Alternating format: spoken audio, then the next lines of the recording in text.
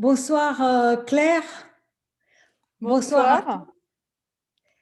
Je propose de démarrer cette interview que j'ai le plaisir d'animer ce soir. Mon invitée est Claire Lustige Rocher, une spécialiste de leadership par la clarté, et moi-même, je suis Oana Junku, votre Agile Leadership DJ qui mixe toute pratique et approche qui vous rend fier de vos résultats.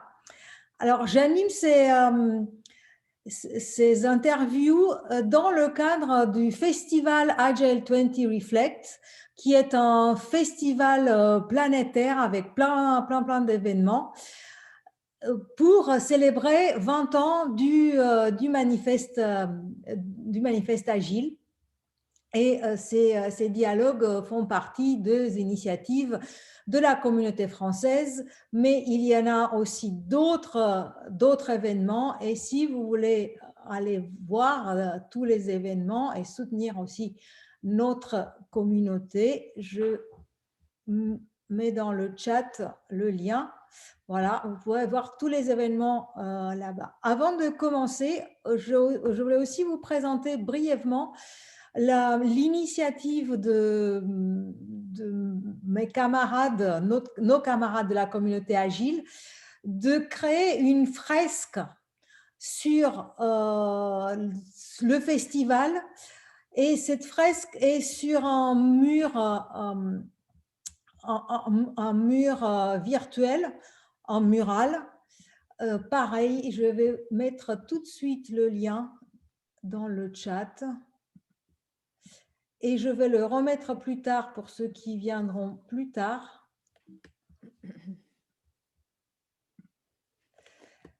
Vous pouvez y aller et vous pouvez, là-bas, vous allez voir, il y a 3 sections, le passé, le présent et le futur de l'agilité.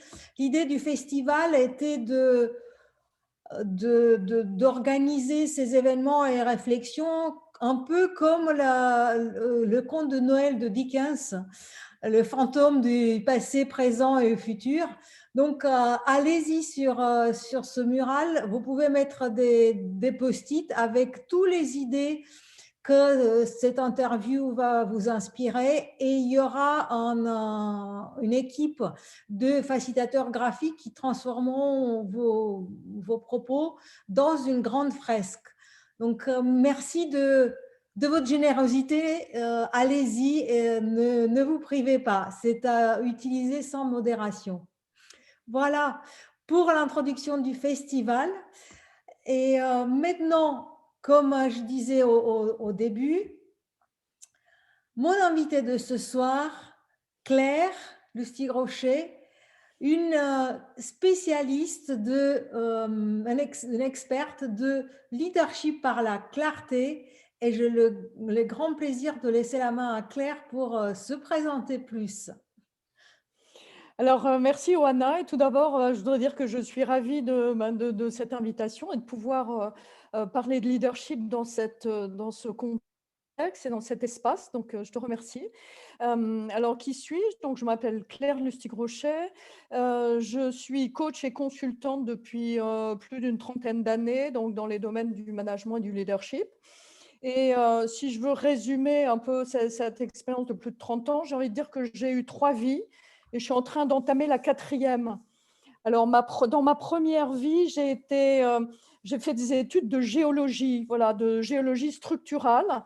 Et ce que j'aime bien dire, c'est que la géologie structurale, c'est en fait cartographier des terrains pour faire des cartes permettant de trouver des ressources. Et donc, je trouve que en leadership, on rejoint ce point-là, c'est-à-dire comment cartographier des ressources pour les mettre à disposition. Après, dans ma deuxième vie, donc en fait, j'ai travaillé dans une société d'informatique américaine, un éditeur de logiciels de gestion, où j'étais consultante application. Et donc là, cette expérience-là, en termes de leadership, c'était voilà, des projets de mise en œuvre de logiciels dans lesquels il fallait faire intervenir différents acteurs parlant des langages spécifiques. Donc, des acteurs techniques, des acteurs commerciaux et puis des acteurs qui est le client fondamentalement.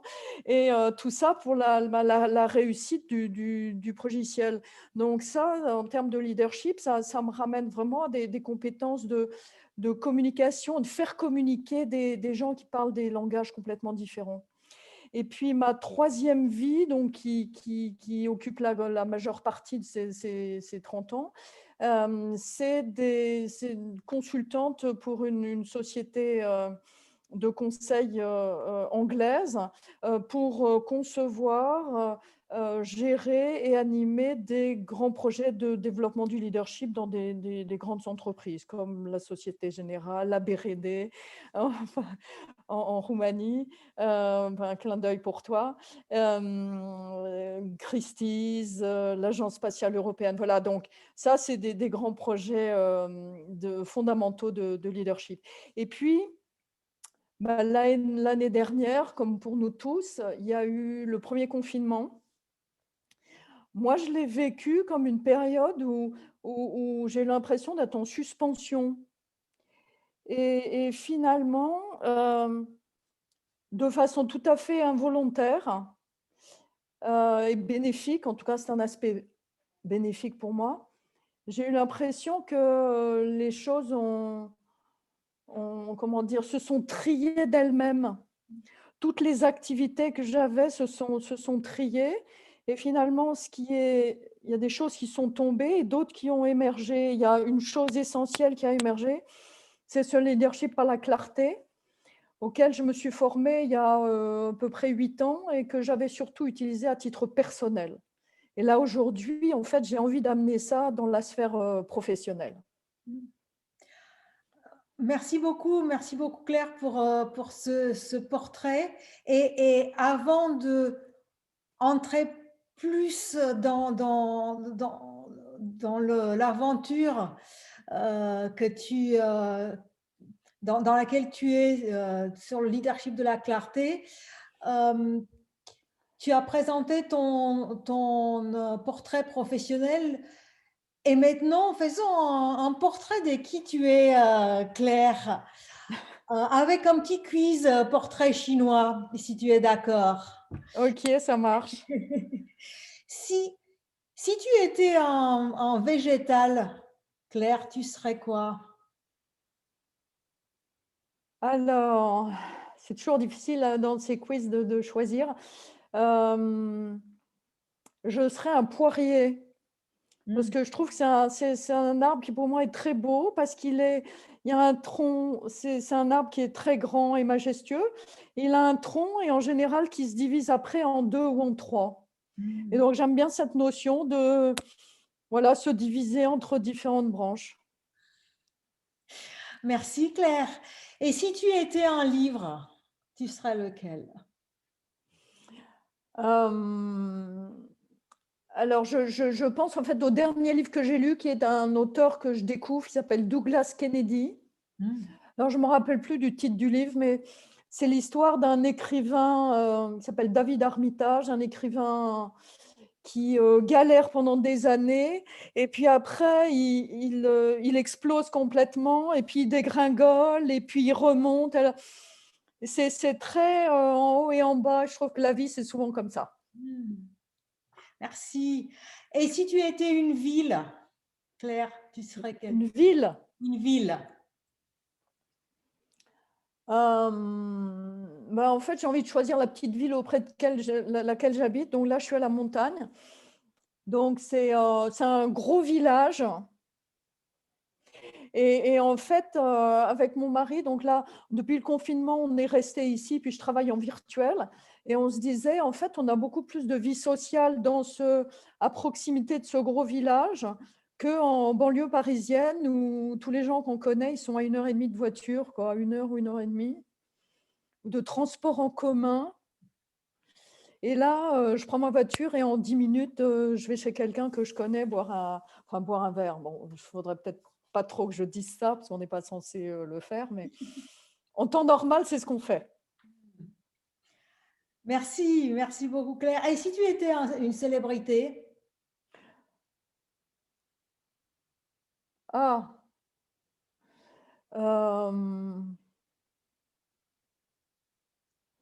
Une célébrité.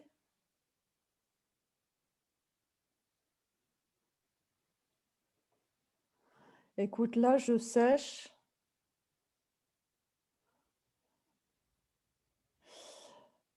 Je sèche. Une célébrité. Non, écoute, je passe. En fait, je suis pas très célébrité, moi. Joker. Joker. C'est une célébrité. Ça y est, j'ai utilisé mon joker, je peux plus l'utiliser.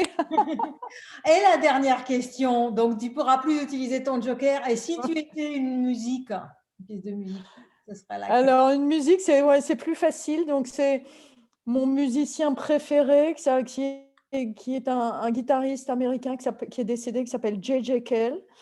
Et c'est une chanson qui s'appelle Call Me the Breeze. Et donc, quand j'écoute cette chanson, j'ai l'impression d'être dans une brise légère. Voilà. Que la vie est légère. Call Me the Breeze.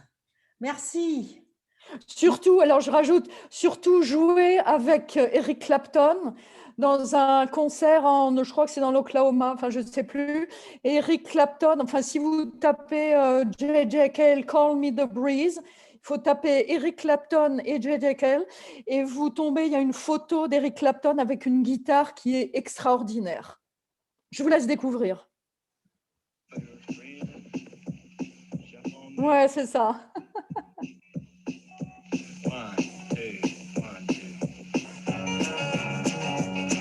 Voilà.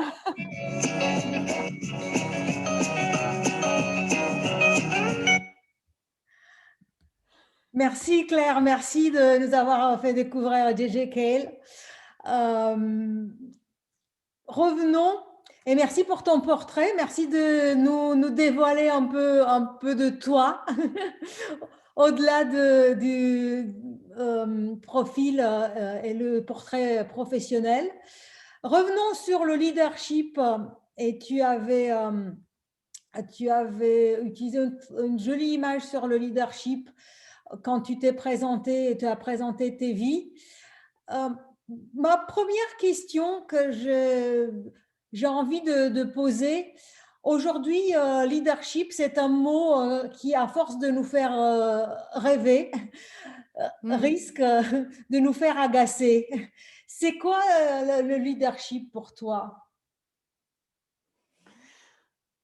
Alors, dans ta question, j'entends deux choses. Donc, il y a une chose sur la partie rêve-agacement. Donc, on pourra discuter de ça. Mais sinon, sur la deuxième partie, donc, ma définition du leadership, je pense que le leadership, c'est la capacité à aller vers quelque chose que l'on veut vraiment. Et à y aller avec voilà, une conviction, une foi qui est chevillée au corps, qui a pas besoin de l'approbation des autres, mais en même temps, c'est pas le bulldozer qui écrase tout sur son passage. Donc c'est voilà la direction dans laquelle j'ai envie d'aller parce que j'y crois profondément. Ce qui veut dire qu'à mon avis, on ne peut pas s'engager sur tout, quoi. C'est-à-dire, en fait, c'est s'engager à être leader sur des choses qui nous tiennent vraiment à cœur. Et aussi dans une attitude d'écoute et d'ouverture qui permet d'emmener les autres. Voilà. Bon, après, c'est ma définition aujourd'hui. Peut-être que demain, j'en aurai une autre, quoi.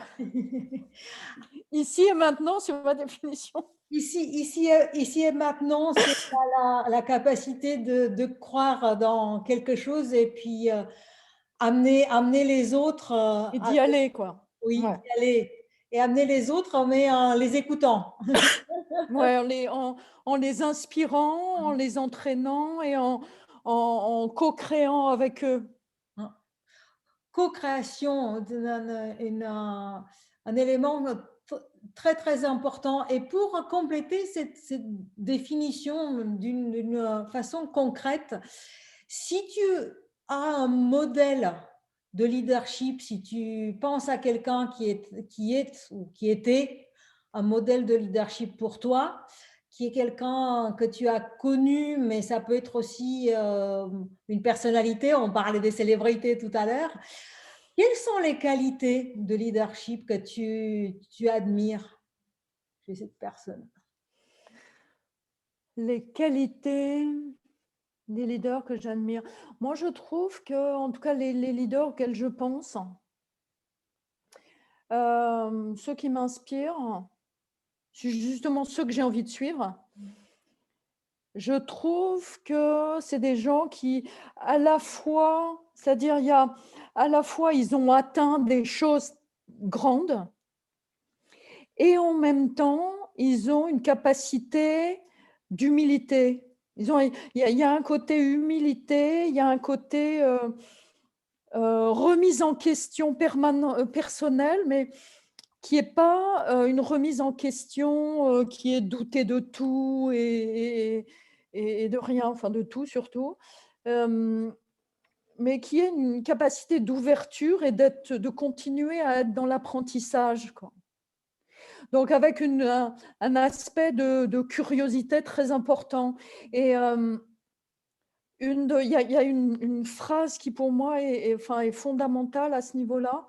Ça vient un de mes leaders qui est une sensei d'aïkido qui s'appelle Wendy Palmer, qui a développé une approche qui s'appelle Leadership Embodiment. C'est vraiment un leadership enfin, physique quoi, qui est basé sur l'énergie.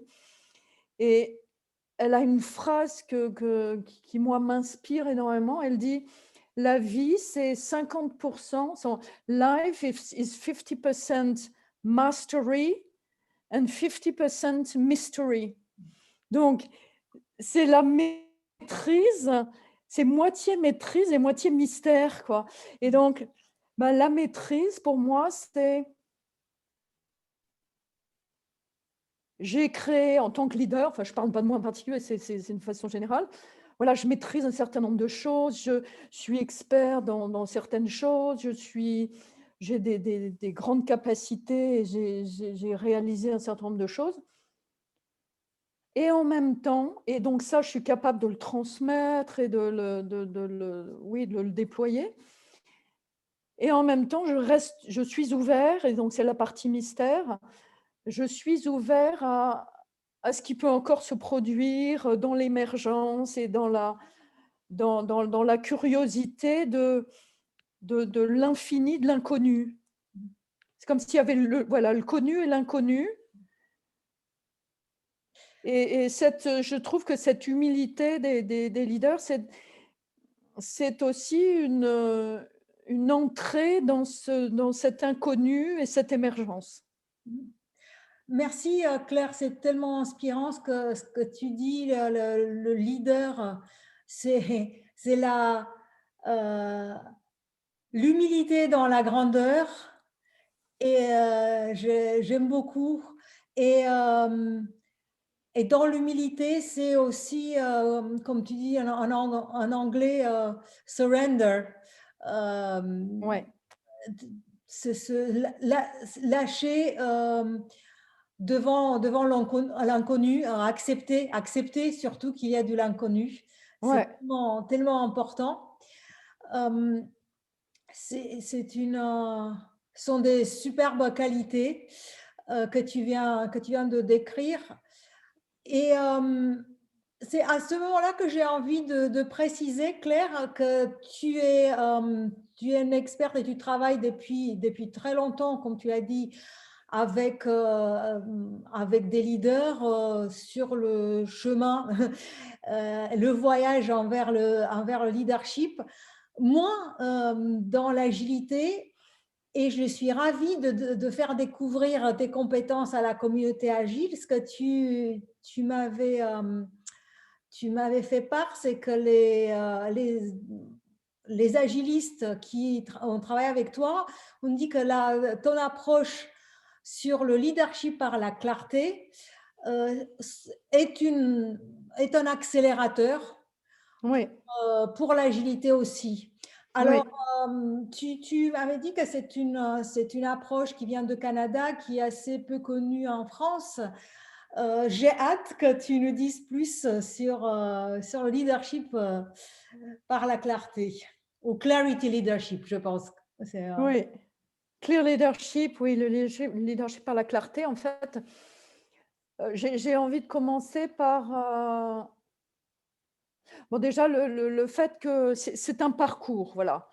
C'est à la fois le développement d'un ensemble de compétences et de capacités, et puis aussi, moi, enfin, je trouve cette notion de parcours vertical, c'est-à-dire on se met en chemin et puis on n'a jamais fini d'arriver. Et en fait, c'est le chemin qui est intéressant. Voilà, c'est un chemin de développement, un chemin de curiosité, un chemin d'ouverture.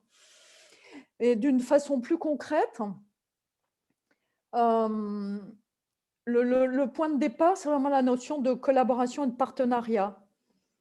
Et moi, je trouve qu'il y a un malentendu fondamental dans la collaboration, qui est que, alors je caricature, hein, bien sûr, c'est si on veut collaborer ensemble, si toi et moi, voilà, on se lance dans un partenariat, ben on va se dire quelle est notre intention, notre but, on va définir un certain nombre de modalités, etc.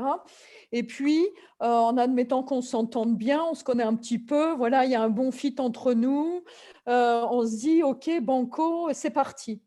Mais en fait, fondamentalement, donc il y a un processus, ça ne suffit pas, quoi. C'est-à-dire qu'il y a un processus naturel. Alors, loin de dire ben, quand on s'entend bien, on va bien collaborer et ça va continuer. Il y a entre nous, il y a un processus naturel qui est dû à la structure de notre expérience, qui fait que même si voilà, on fait une réunion de travail, on définit un certain nombre de choses, chacun a compris des choses différentes. Toi et moi, là, on est en train de se regarder, là, en ce moment.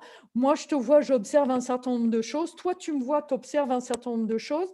Et si quelqu'un nous interviewe à la fin de cette discussion qu'on a maintenant et nous demande chacun séparément de résumer ce qui s'est passé, on va dire des choses différentes. Et par exemple, c'est ahurissant dans les rapports de police, par exemple sur les accidents. Eh bien, on va avoir un témoin qui va dire bah, le chauffeur du bus avait un pull jaune, et puis un autre témoin qui va dire bah, le chauffeur du bus avait un pull rouge. Et chacun est convaincu que c'est la réalité. Mais en fait, ce n'est pas la réalité, c'est notre perception de la réalité.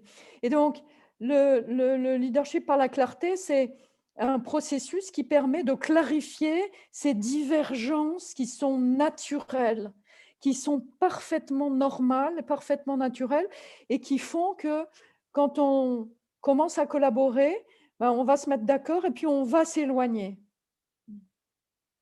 Et si on ne prend pas le pli de ramener de la clarté, ben on va s'éloigner de plus en plus et ça va se produire au détriment de notre collaboration et de notre partenariat.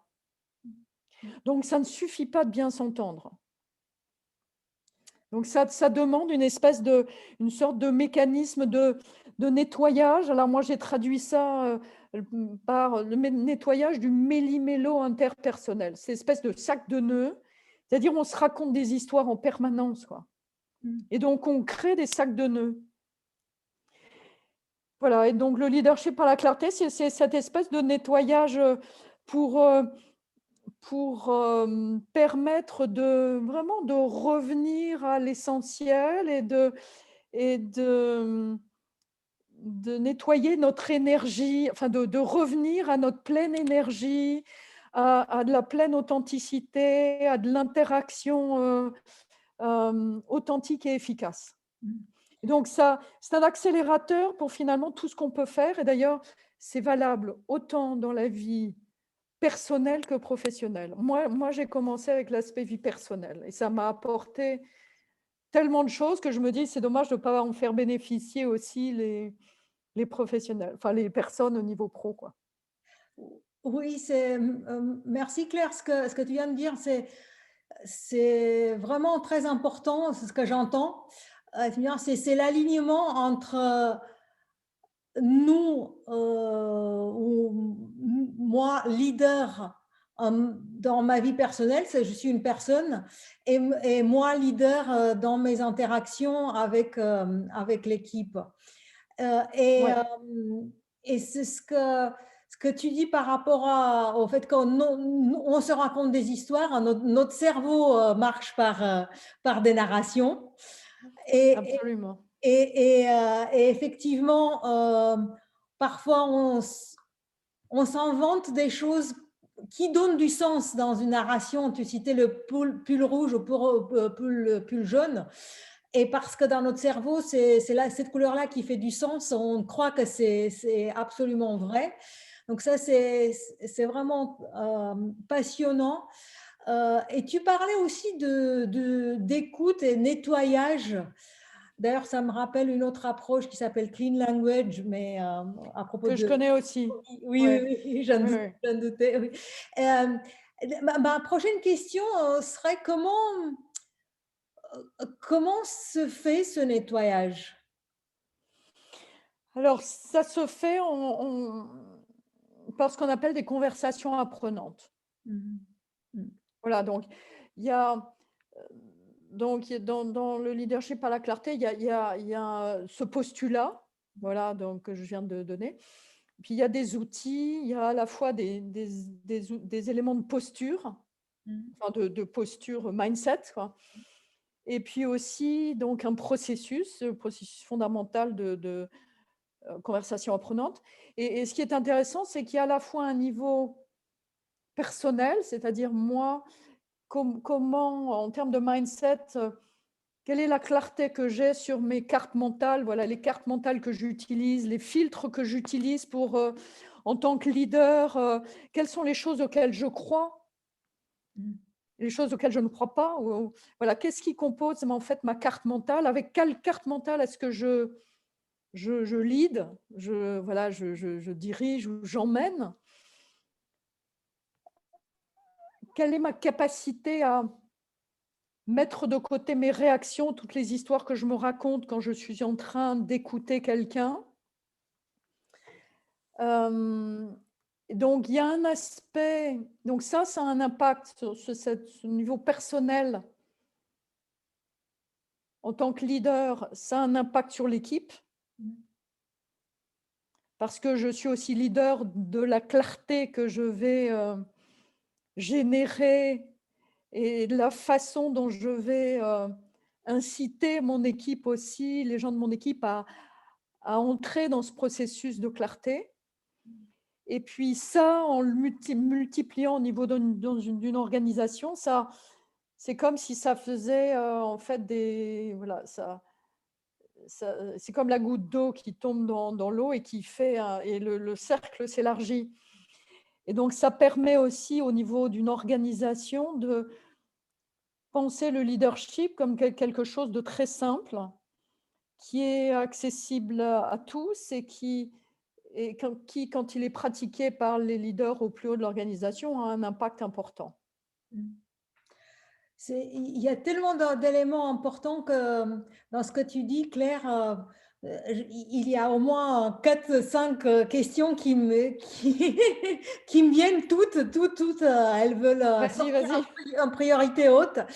Et la première qui me vient dans ce que tu viens de dire, c'est qu'une qualité du leader, c'est la prise ou un des premiers pas envers son leadership, c'est de prendre conscience de nos croyances. Ouais. Et, la question que je vais te poser, quelle est la motivation que je pourrais avoir pour cette prise de conscience? Parce que si je vis dans un monde de croyances que je prends comme vérité absolue, voilà, quel serait le déclic? Ah, ça, c'est une bonne question. Je trouve, en plus, enfin là, je repense à toute l'expérience dans ma 3e vie, là, sur ces grands programmes de leadership, donc qui étaient en général sur plusieurs mois, et c'est vrai que je repense au déclic que j'ai vu. Enfin, je pense que moi, en fait, je pense fondamentalement que c'est quand on se heurte à des choses qu'on ne comprend pas,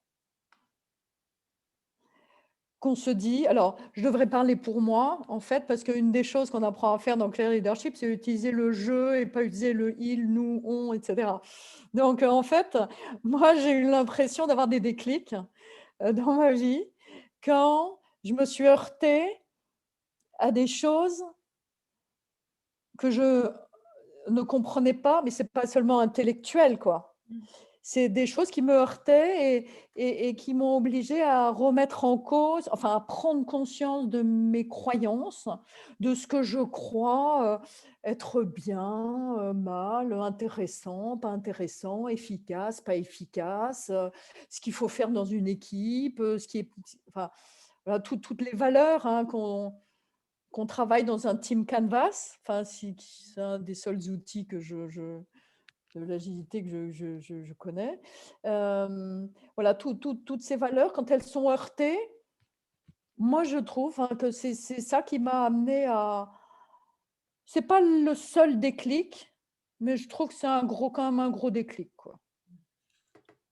Mais Et là, soit je me dis pardon, si je peux juste continuer, soit je me dis: «C'est les autres qui ont tort», soit je me dis: «Ben, voilà, si j'ai envie que ça avance, bah, faut peut-être que je revisite quelle est ma carte, ce que j'ai sur ma carte». oui, c'est ce que tu dis, Claire. En fait, tu me dis si si ça te parle. Quelque part, le premier pas vers le leadership, c'est de passer de les autres ont tort à une remise en question. Ce déclic-là. Est-ce que c'est Alors vrai? oui, alors oui, enfin en tout cas c'est un des éléments Mmh. et moi c'est marrant quand tu utilises le mot remise en question, moi c'est un mot que j'aime pas quoi. Alors après enfin c'est un mot qui me met un peu poil à gratter. Alors, ceci dit, ce que j'aime bien dans le mot, c'est quand remise en question, remettre en question, c'est-à-dire mettre en question de nouveau. C'est-à-dire, à partir de ce qui me dérange, quelle est la mise en question que je peux faire? C'est-à-dire, quelle est la question que je peux faire émerger à partir de cette situation qui me dérange? Et je trouve que les questions, c'est-à-dire, on cherche tout le temps des solutions. C'est-à-dire, on a dans la vie professionnelle, il y a des problèmes, et cetera. Puis on a des tas de process pour trouver des solutions. Moi, je trouve que alors c'est très bien de trouver des solutions à des problèmes. Moi, je trouve que c'est intéressant aussi d'avoir des questions. Je trouve que les questions, en fait, elles nous amènent à cette partie de mystère. Absolument, merci d'avoir, amené la conversation sur l'importance des questions, heu et c'est ce qu'on dit dans coaching, et je pense que c'est Einstein aussi qui disait, probablement je maltraite la citation, mais il disait que c'est, 80 ou 90 de la solution se trouve dans la bonne question. Et je voudrais revenir maintenant avec cette idée de question et mettre en question qui donne l'idée de mouvement. Donc, je me mets en mouvement, j'entreprends un voyage envers moi-même. Tu parlais de l'apprenance, curiosité et apprenance. Oui, Et, euh, et j'ai pensé aussi au mode, à l'état d'esprit de grandir, au growth mindset, un autre oui, modèle, le oui. modèle de Carol Dweck. Et je voulais te demander en quelle mesure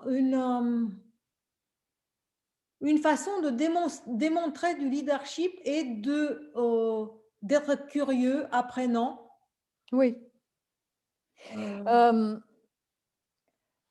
alors oui, ça, je trouve que là, tu mets le doigt sur quelque chose qui est assez fondamental. Ce que je dis, il y a sans doute une part de grosse généralité, mais on peut voir le leader, enfin, ou peut-être leader slash manager, je ne sais rien, il faudrait. Bon, si je fais un gros paquet, leader manager, comme quelqu'un qui a les réponses. Et dans le leadership par la clarté et dans d'autres approches aussi, c'est pas leadership clear, leadership n'est pas propriétaire de ça.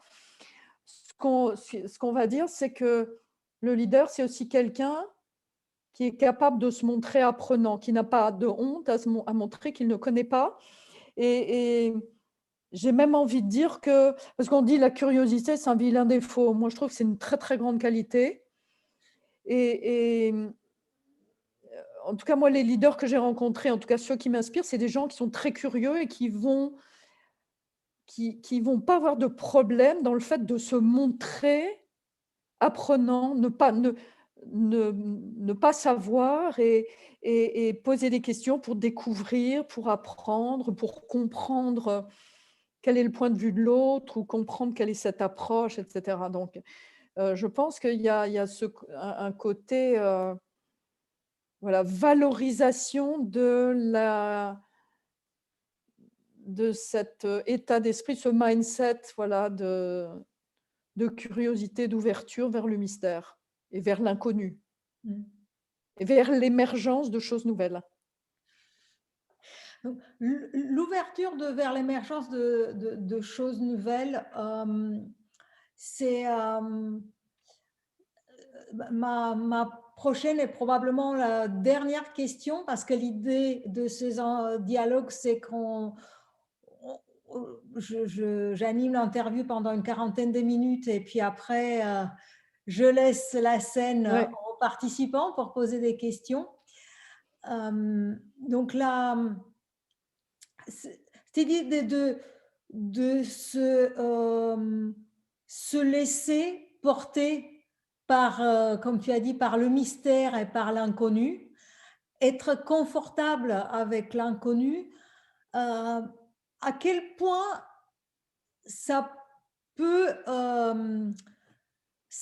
passer ou peut être adopté dans des entreprises qui ont une culture du leader ou le leader manager, parce qu'il y a un autre sujet qui est le leader de chacun est un leader, mais le leader manager qui est quelque part, on l'attend à tout savoir, à avoir des réponses, comme tu as dit. Comment on peut créer un espace pour eux où ils peuvent s'ouvrir au mystère? Si j'avais la réponse, je serais ravie de te la donner. Je pense que ça, c'est une vaste question, quoi. Moi, je pense qu'il faut y aller par petites touches, quoi.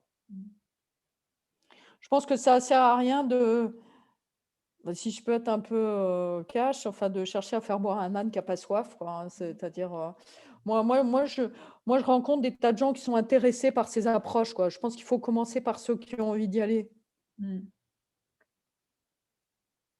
Voilà, et puis après, ça fait tache d'huile, quoi, ou ça fait la goutte d'eau qui fait qui s'élargit, quoi. Et du coup, j'ai quand même une dernière question, parce que tu as dit, bon, il faut commencer avec ceux qui sont motivés, qui est très, très juste. À ton avis, qu'est-ce qui empêche aujourd'hui certains d'entre eux d'avoir envie d'y aller?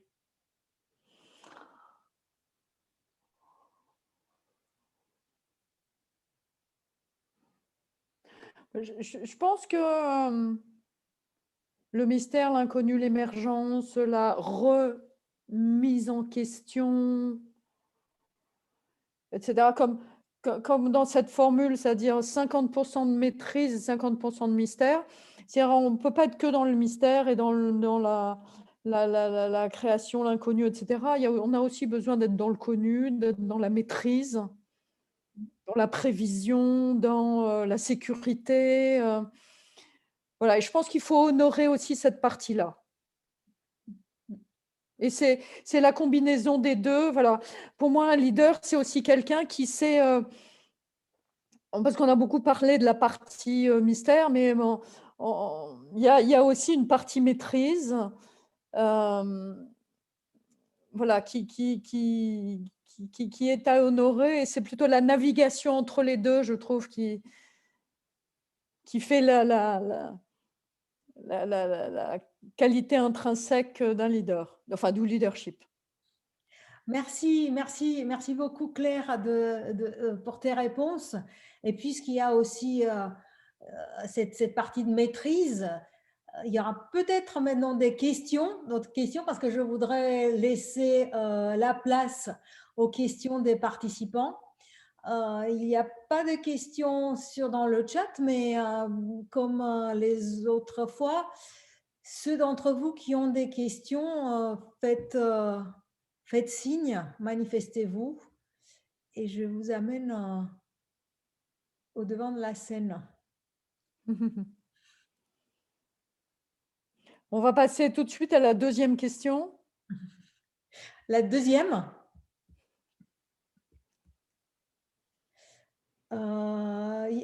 pour l'instant, il n'y a pas de questions. Je ne vois pas de questions. Carlos, as-tu une question? Je ne sais pas.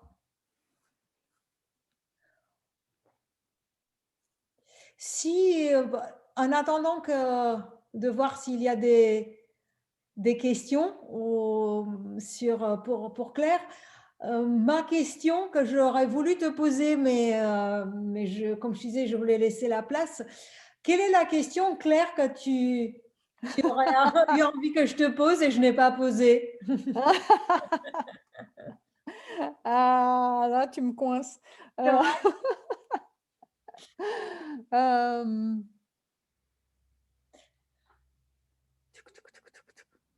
je peux plus utiliser mon joker en plus parce que je l'ai déjà utilisé.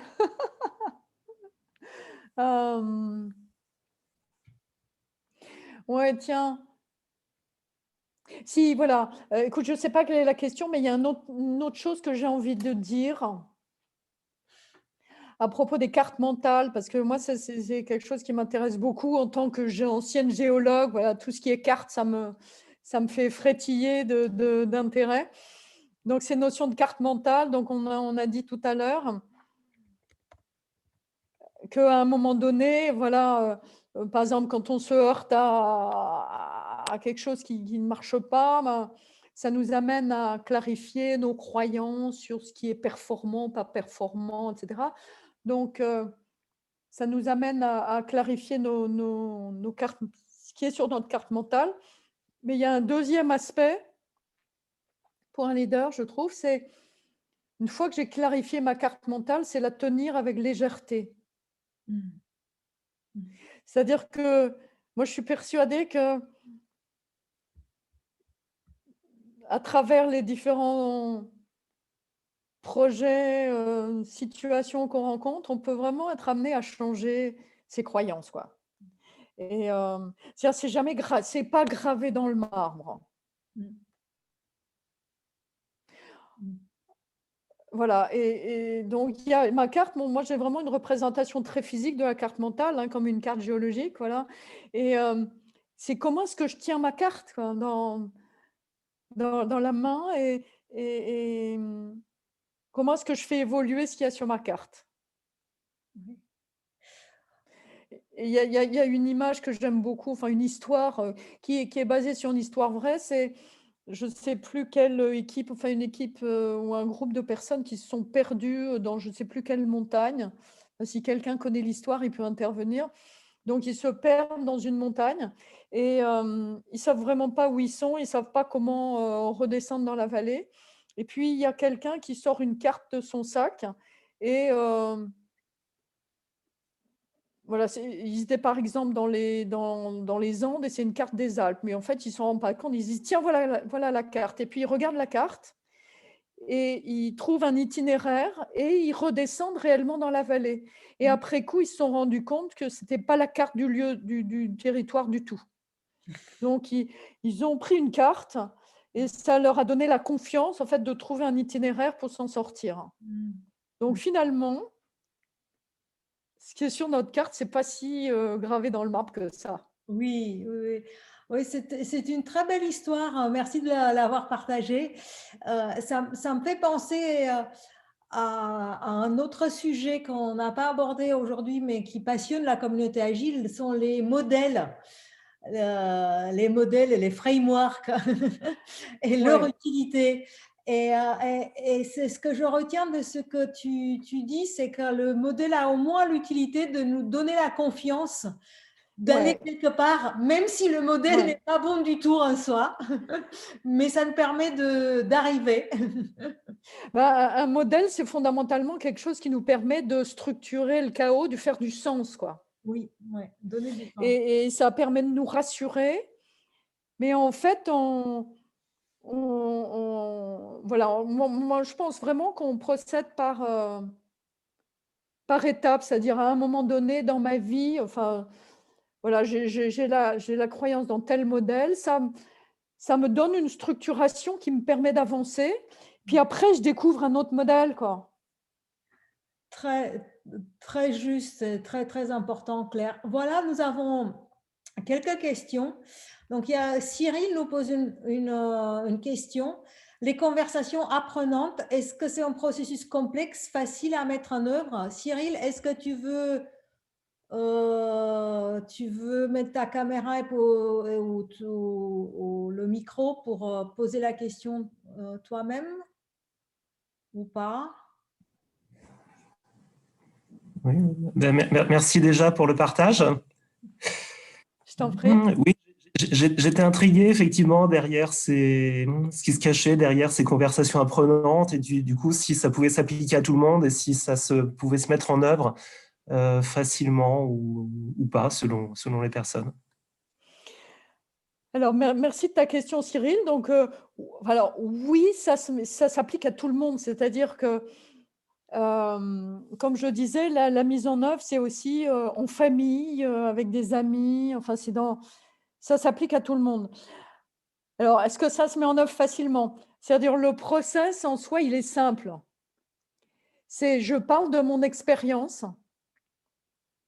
avec 4 éléments qui sont qu'est-ce que j'observe, qu'est-ce que je ressens, qu'est-ce que je pense et qu'est-ce que je veux. Bon, ça paraît simple. Après, dans les détails, c'est-à-dire, il y a un vrai travail de nettoyage personnel pour distinguer entre ce que j'observe et ce que je pense, enfin, ce que j'interprète. Il y a un autre travail énorme de nettoyage entre qu'est-ce que je ressens, enfin, qu'est-ce que je sens, que je ressens et ce que je pense. Donc, et puis alors, ne parlons pas de qu'est-ce que je veux. C'est-à-dire, c'est qu'est-ce que je veux vraiment. Hein, donc, il y a, enfin, ça, c'est ce qu'on appelle le cube. Donc, en fait, c'est un carré avec de la profondeur. C'est-à-dire que je peux répondre assez rapidement à ces questions-là, par exemple, maintenant. Mais quand je suis en colère, je suis dans une réunion où je suis extrêmement énervée par ce que dit Pierre-Paul Jacques, c'est une autre paire de manches. Déjà, donc, c'est une autre paire de manches que d'être capable de mettre de côté mes réactions pour être vraiment dans une description de de ces 4 éléments-là. Donc ça, c'est une chose. Et puis après, ça passe à l'autre qui décrit aussi son expérience. Donc, elle est à ce moment-là ma capacité d'écoute. Parce que ce qu'on va vouloir dans la conversation apprenante, c'est mettre de côté sa réactivité. Sauf que si Pierre-Paul Jacques, là, je suis en train vraiment de m'énerver avec lui par rapport à ce qu'il dit, parce que ça me rappelle une réunion, voilà, ou 25 réunions qu'on a déjà eues sur le même sujet, etc. Donc, il y a tout un historique avec tout un tas d'histoires que je me raconte. Donc, oui, je peux utiliser, pardon, juste pour finir rapidement sur la conversation apprenante, après, on fait des allers-retours comme ça, pour clarifier, chacun clarifie son expérience. Et à travers ça,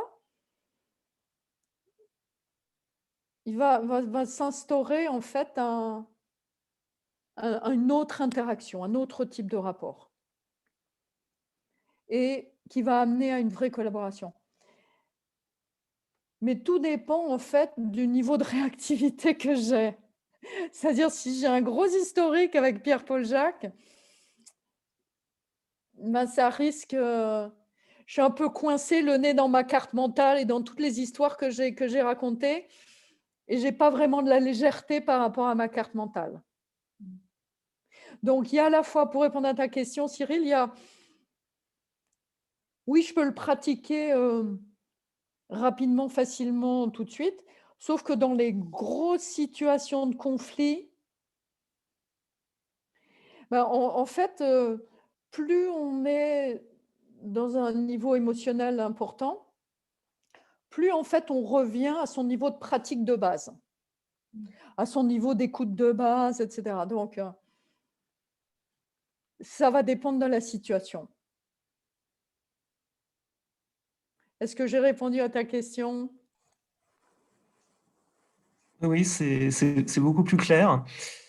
J'ai quand même tendance à penser du coup qu'il y a besoin d'un peu d'entraînement, à mon avis, Ouais, pour l'appliquer pleinement. ouais. Bah, c'est-à-dire, c'est de la pratique. Voilà. La formation, elle se déroule sur 1 mois, donc c'est assez intensif. Et puis après, il y a 1 mois et demi de mise en œuvre guidée avec des sous-groupes d'apprentissage, etc. Enfin, il y a tout un dispositif. Mais après, par exemple, moi, quand je me suis formée en 2012, il se trouve que j'avais un partenaire d'apprentissage avec qui je me suis très, très bien entendue. On a vraiment cliqué toutes les deux. Et ensuite, on s'est dit, on va pratiquer ensemble. Et en fait, on s'est fait un espèce de co-coaching, enfin des séances de co-learning, quoi. 1 heure par semaine, 30 minutes chacune, sur le cube, par rapport à ce qui nous venait en tête dans notre vie de la semaine. Et on a fait ça pendant 1 an. Mais en même temps, on l'a fait parce que ça nous apportait vraiment. C'est pas juste pour faire de la pratique, quoi. C'est parce que toutes les deux, à ce moment-là, on en était dans des tas de trucs extrêmement compliqués. Et on avait envie, et pratiquer cet exercice de clarté, c'était quasiment une nécessité. Et en même temps, au jour d'aujourd'hui, donc, moi, j'ai un certain niveau de pratique avec le recul, et puis j'ai jamais fini de pratiquer, quoi. Et donc, Jarvis Bush, ce Canadien, c'est à la fois un prof d'université, un spécialiste du développement des organisations, c'est un prof et un consultant. Bon, je ne sais pas quel âge il a d'ailleurs, mais entre 60 et 70 ans, je ne sais pas, au pif là-dedans. Justement, moi, ce que j'apprécie chez lui, c'est qu'il est dans cette humilité. Il dit, moi, je continue à apprendre, quoi, je continue à pratiquer. Donc, en même temps, enfin, je ne veux pas effrayer tous les gens qui m'écoutent. Donc, ce n'est pas forcément compliqué, long et fastidieux. Donc, c'est de la pratique qui n'est jamais finie. Mais en même temps, qu'on peut commencer à tout moment, qu'on peut commencer tout de suite. Donc, il y a un niveau simple, facile, hop, c'est OK, j'y vais. Et puis, j'y vais, mais je ne suis jamais arrivée, quoi. Et en même temps, on est parfaitement OK là où on est, à tout moment. Merci Claire. Cyril, est-ce que c'est bon pour toi? C'est parfait, merci beaucoup. Merci. Ce que tu dis, Claire, j'étais en train de penser à l'état de présence. être présent à soi. Et, et comme tu dis, c'est pas sans effrayer, mais c'est une pratique pour toute la vie. C'est comme l'apprentissage. Ouais. L'apprentissage, c'est plus long qu'une vie. Oui, oui, oui. Et c'est tout à fait dans l'esprit. Moi, j'adore Carol Dweck, donc tu parlais du growth mindset. Donc, on est vraiment dans cette optique-là, quoi. Ouais. On y est ici et maintenant, et en même temps, on n'y est jamais. Et c'est OK. Ouais. Oui, tout à fait, tout à fait. Moi aussi, j'adore Carol Dweck. On a une autre question de Jalel. Comment gérer la dualité mystère-incertitude? Jalel, est-ce que tu veux venir poser ta question ou... Bonsoir, Bonsoir. merci pour le partage. Comme le mystère représente 50% de l'attitude et qu'il y a toujours de l'incertitude dans l'environnement, comment on fait pour gérer tout ce... Il y a l'incertitude au quotidien et l'incertitude qui résulte du mystère aussi. Ouais. Donc là, il me reste 3 minutes pour répondre, c'est ça? Waouh, ça c'est... Écoute, c'est une grande question. Il y a plein de réponses possibles. Moi, j'ai envie de répondre aussi d'une façon concrète. Tout à fait. D'une façon très concrète par... je pense que des pratiques... écoute, si vraiment ce qui me vient en tête, c'est, tu vois, des pratiques de respiration. Quand on respire, par exemple, quand on fait pranayama d'une narine à l'autre, il y a un moment donné où voilà, je suis dans la respiration, donc ça, c'est quelque chose que je maîtrise, etc. Et puis, il y a un moment donné, quand je suis, que ça soit poumon plein et poumon vide, il y a ce moment où ça se déclenche tout seul, c'est-à-dire l'expiration, l'inspiration, dépend si je suis poumon plein ou poumon vide. Au lieu de le déclencher, je le laisse venir. Voilà, donc ça c'est l'émergence, c'est l'inconnu, c'est le mystère. Quel est le moment où mon corps va avoir envie d'inspirer de nouveau ou d'expirer? Je sais pas, c'est une réponse peut-être un peu décalée. Oui, ça incite à la réflexion encore plus. On va utiliser la métaphore pour réfléchir. Merci, merci beaucoup. Je t'en prie. Merci beaucoup Claire et Jalel pour la question. Ce que tu dis tu parlais de l'émergence dans le mystère. Je pense que nous avons tous vécu ces moments d'Eureka où on le tient. Il y a quelque chose qu'on cherche et il y a un moment où on le tient. Ouais. Et c'est quand on lâche la recherche que ça vient. Exact, oui, tout à fait, tout à fait. C'est 19h, c'est l'heure. À moins qu'il y a une question brûlante encore un des participants.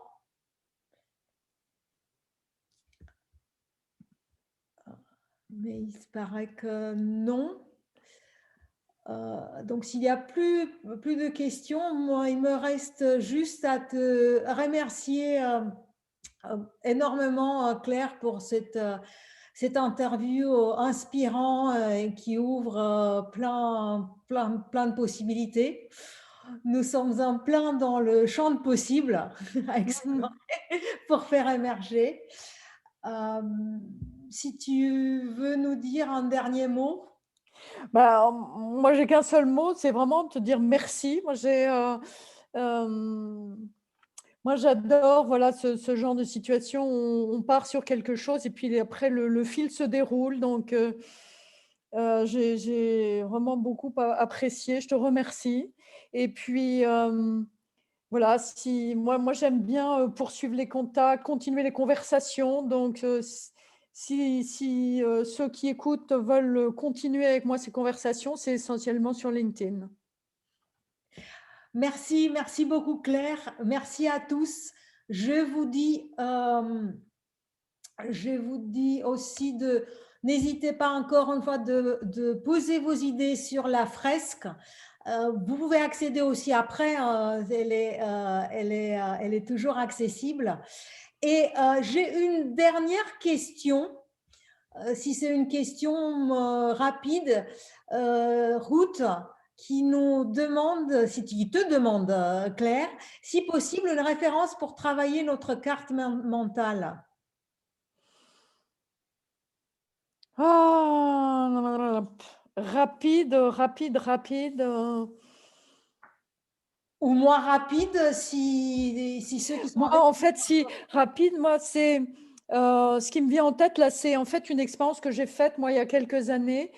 C'est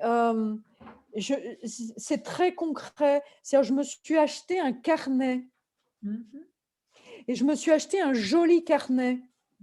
Et j'ai commencé, en fait, à noter dans ce carnet des choses qui me venaient en tête. C'est-à-dire, je pouvais être sous ma douche, par exemple, et me dire, tiens, ça, c'est un truc important. Je comprends quelque chose de mon fonctionnement. Et je le notais sur mon carnet. Et je notais les choses qui me semblaient vraiment importantes dans ce que je pense, dans la façon dont je fonctionne, etc. Voilà, donc ça serait ma meilleure approche pour commencer à faire cette carte mentale. Merci Claire pour ce tips, cette astuce rapide, le journaling dans un joli carnet. En effet, c'est important. Et sur ce, je vous dis à tous bonne, excellente soirée. Nous continuons la discussion sur LinkedIn et ailleurs, Claire. Merci d'avoir été avec nous. Je suis toujours Anna Junku, votre leadership, Agile Leadership DJ, à votre service. Et je vous invite aussi de continuer à venir aux autres dialogues. Au revoir Claire, au revoir à tous.